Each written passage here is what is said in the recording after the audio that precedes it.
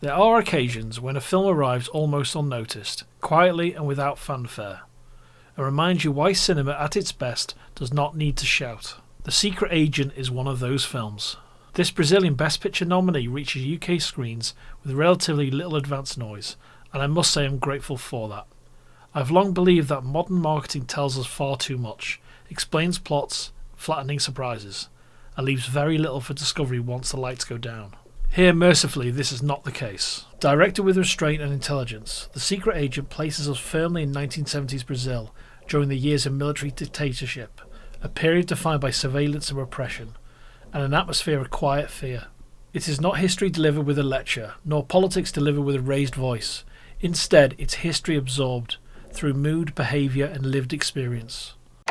Isso é feito aqueles programas americanos de proteção à testemunha.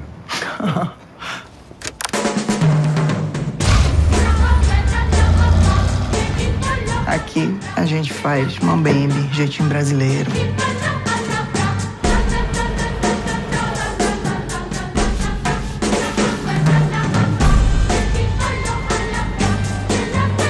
Eu tô ameaçado de morte.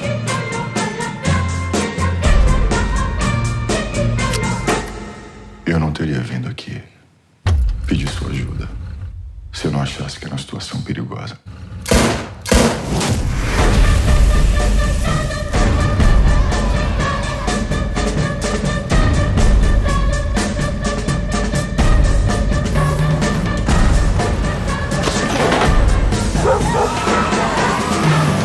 Eu não sou uma pessoa violenta, mas esse cara, eu matava ele com um martelo.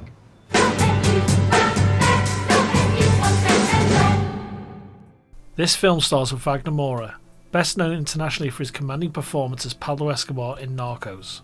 Here he gives us something altogether different, controlled, internal and deeply human. His character exists in a society where trust is dangerous, silence is survival, and moral choices rarely come with clean outcomes. The story unfolds deliberately.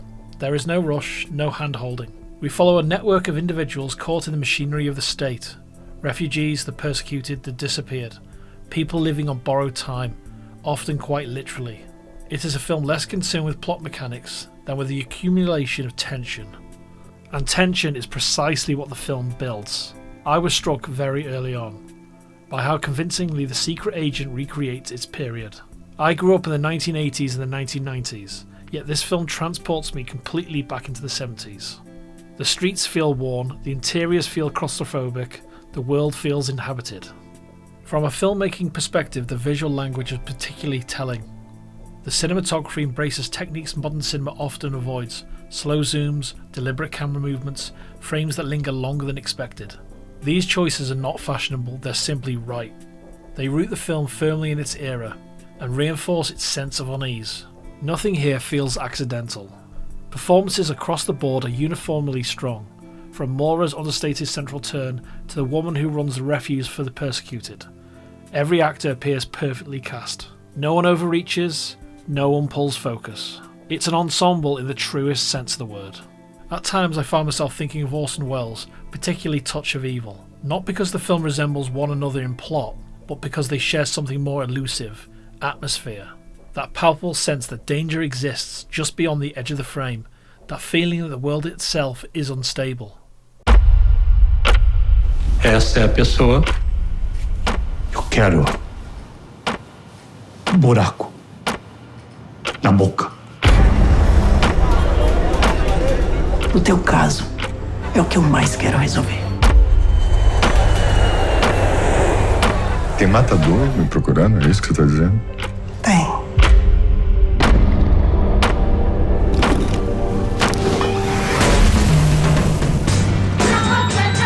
Você acha que você devia estar aqui mesmo?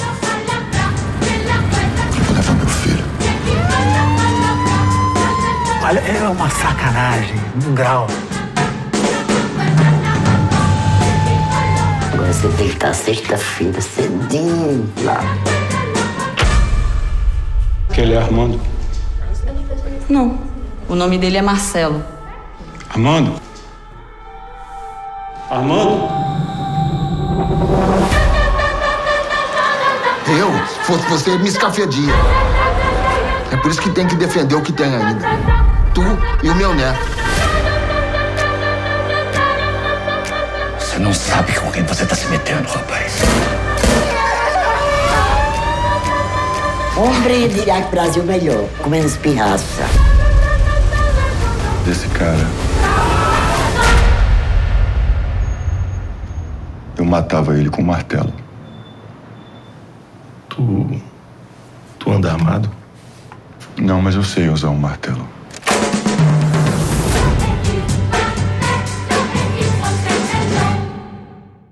The Secret Agent sustains its mood beautifully. It is tense without being hysterical, elegant without being showy, and crucially, really crucially, it trusts its audience to pay attention. Which brings us inevitably to the awards. Does The Secret Agent deserve to be mentioned alongside this year's Best Picture contenders? I believe it does.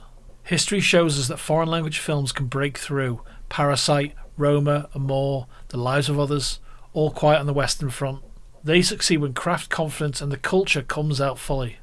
What may work against The Secret Agent is visibility. That has always been the greatest obstacle for international cinema. But in terms of quality, tone and cinematic integrity, it absolutely belongs in the conversation. This is a film that does not beg for any attention. It earns it. By the time the credits rolled, I had the distinct feeling I had experienced something complete, something made with care, intelligence and respect for the medium. Not spectacle, not noise, but cinema. And that, in the end, is quite enough.